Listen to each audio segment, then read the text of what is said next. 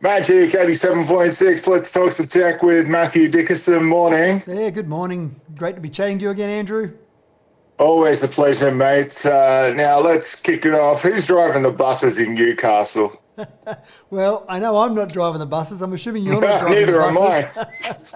I. I reckon no one's driving the buses in Newcastle. They've finally got a driverless bus. And we've heard talk about this around the nation. They're claiming it's the first driverless bus in the entire nation. It's only doing a short loop at the moment. They're doing a 3-month trial, but I think it will go fairly well. The feedback already after only a short period of time has been pretty positive. They've started in school holidays, so it's a brave time to start. You can imagine a few kids on there, no driver on the bus. Cool, what can we do? But they have got someone who sits on the bus and just keeps an eye on things and makes people feel comfortable with it to begin with. Obviously, the ultimate aim is to have no one sitting on it, to remove that person and not have that need. So, yeah, it's pretty exciting, I think. Autonomous driving is going to happen. I think it'll happen with public transport before it happens with cars, but it's a good start. Yeah, well, everyone freaked out at the metro in Sydney. That hasn't got a driver in it. But we all hop on, hop off it now and go, oh, isn't this great? That's right. And the difference there, I suppose, is that it's on tracks, whereas this driverless bus in Newcastle is just going around on normal roads and going through a certain loop. Again, it makes it easier when it's got a certain program that it is basically trying to work towards. It's not having to work out traffic the whole way. So it's a bit better than just a normal car on a road, but it's not quite as good as being on tracks. Look, if you've been in Newcastle, Matt, and you're driven on the roads there, this thing's bound to drive better than any human in Newcastle. Well, the old Newcastle song comes from Newcastle, doesn't it? So... They only did 500 metres up and down Hunter Street. That's all it was. That's right. And went, oh, oh. I can see you playing that song after our Tech Talk session. Here's the intro. Now, security cameras, can they be used to tell burglars when you're not at home? People are bound to be tapping into these, aren't they, Matt? Yeah, and this is really interesting. It's not that they're going to tap into your security camera and see what's actually happening. You've got to be pretty good to be able to break in and get past the security that a camera offers.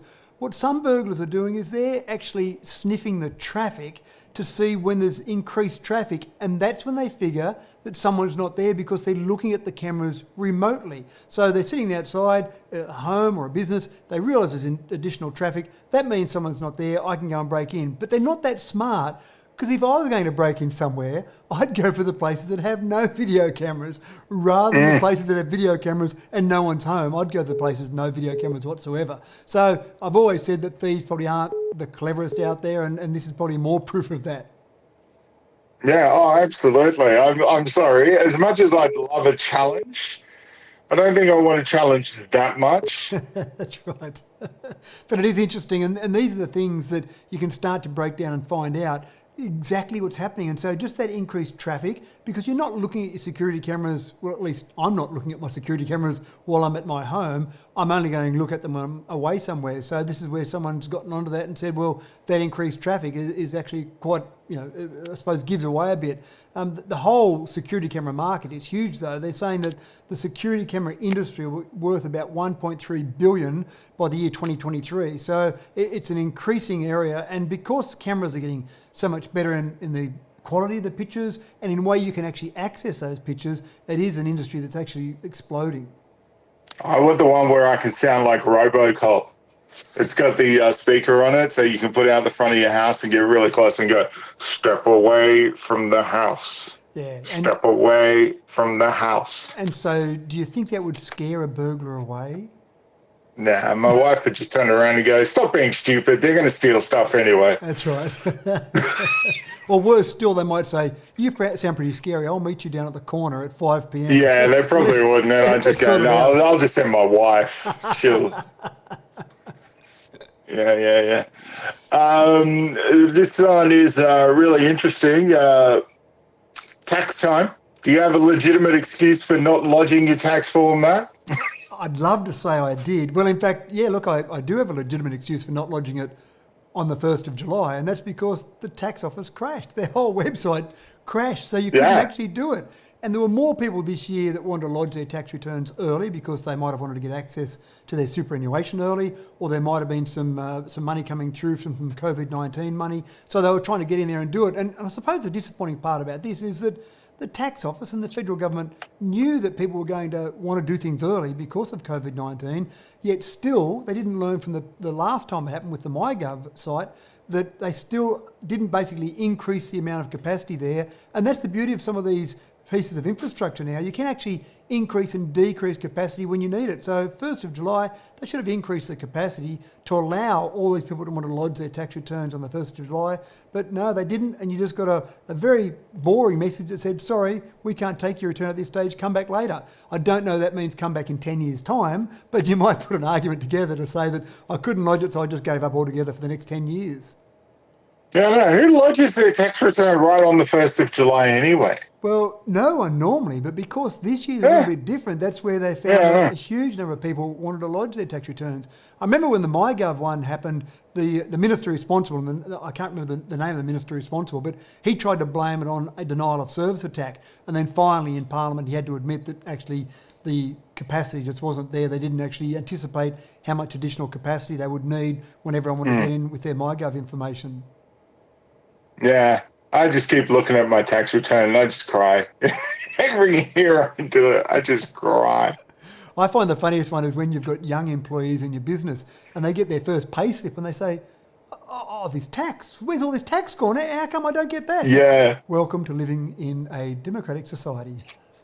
Yeah, absolutely. Welcome to the real world. Thank you very much. I got my pay slip of $735 a fortnight. It was huge money when I first got paid.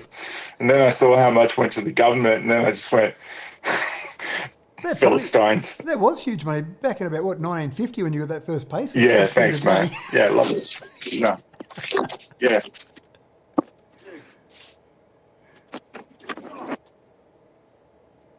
You're not going to believe it. My phone just fell off the bloody thing. That's your phone that was recording. There you go. Your joke was so funny, my phone fell off the desk. It's got a good sense of humour. Choice of editing. The birds and the bees, or the bits and the bites. Do we want to talk about this, Matt? Well, if you want to talk about it, I'm happy to talk about it. If you're uncomfortable, though, we can talk about something else. Because it seems. Well, I never had this talk with my dad, so it's okay. The talk about the bits and the bites, or the talks about the birds and the bees? Yeah, the birds, both. Well, what's fascinating is the new study's showing that parents are more comfortable talking to their children about sex, which you wouldn't think would normally be the case, but they're more comfortable talking about sex than technology because I think in general, parents just feel totally out of their depth when it comes to technology. So they talked about 56% of mothers and fathers found it easier to talk about sex and puberty than it was to talk about things that were happening online, the websites they were visiting, the apps that they were using, even just the language. They didn't actually understand the language that was being used. Basically, 60% of parents were saying that when they needed help with technology, they turned to their kids rather than it being the other way around. So it's quite interesting. Just even some of the various acronyms and some of the things that people say. One of the ones that I love is the PAW. When someone sends a quick text, PAW, parents are watching. And of course, a parent would see PAW, they're going, paw? Are they talking about a dog? What are they talking about there? They don't realise that they're talking and saying to someone that their parents are watching. So it is actually quite interesting, a whole range of things, online vernacular, understanding what TikTok is, even being aware of it, a whole range of things online. And look, my advice to parents would be to listen to Magic 87.6, get their tech fix on a regular basis and just try and keep a little bit up to date with the kids. Yeah, don't feel as like you're out of the loop because seriously, even though I use social media on a daily basis, like the terminology in some of the platforms now, even I don't understand. It is just so baffling. I mean, I grew up in the days where we used to use BRB. Yeah. Do you remember that one? Be right back. Yeah. One of the ones that really gets me is LOL. So when I first saw LOL, whenever that was, it was lots of love.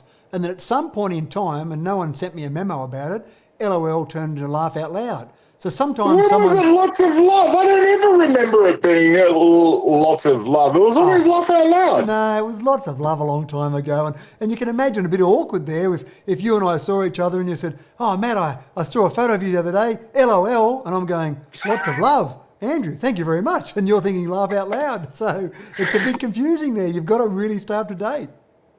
I have lots of affection for you, Matt, but not that much. Thank you, I think. Could water-filled windows make a huge splash when it comes to energy saving? Well, it's got to cool your house, hasn't it? Well, it's got to either keep your house warm or keep your house cool, but I do like your pun when you come in there, Andrew. Well done.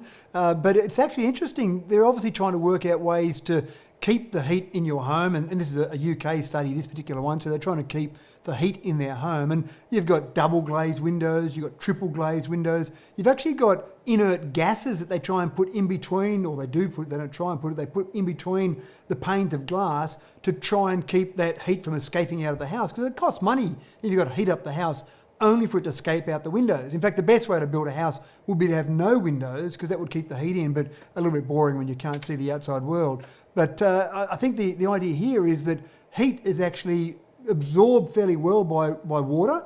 And so the initial one, when I started reading this particular article, it looked at absorbing that water to keep that heat from escaping through the windows, but they're actually going a step further and they're circulating this water through I suppose a heat pump, I suppose you'd call it, in the basement of a house or somewhere else in the house. So they're circulating that water through the walls and through the windows to not only just stop that heat from being absorbed and out through the windows, but actually heating up the windows. So making that a spot where you're not going to lose heat. Again, reduce carbon emissions, reduce your electricity bill from heating, and basically keep your house warmer. So there's some good work going on there and trying to keep your house insulated from the outside world. You've already created the radio ad for it. Keep your house insulated from the outside world. There you go, done. Not commercially available yet, but don't worry about that. That's all right. Coming soon. That's all you got to put in there. Coming soon, and everyone goes, I want that. Deposits taken. Deposits. Yeah, money. Where's my money? Give me my money. Yeah.